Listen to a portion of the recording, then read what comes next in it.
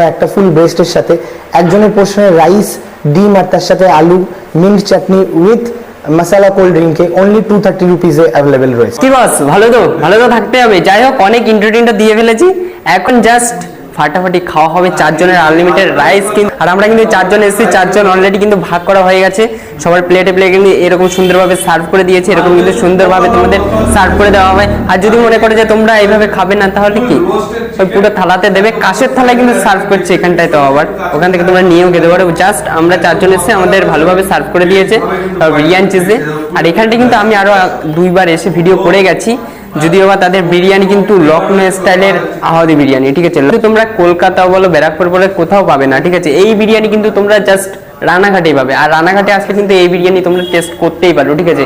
এটা আমি গ্যারান্টি দিয়ে বলছি, একবার খেলে তোমাদের বারবার আসতে হবে, এটা গ্যারান্টি দিয়ে বলছি। যাই হোক, রাইসের পরিমাণ দেখতে পাচ্ছ।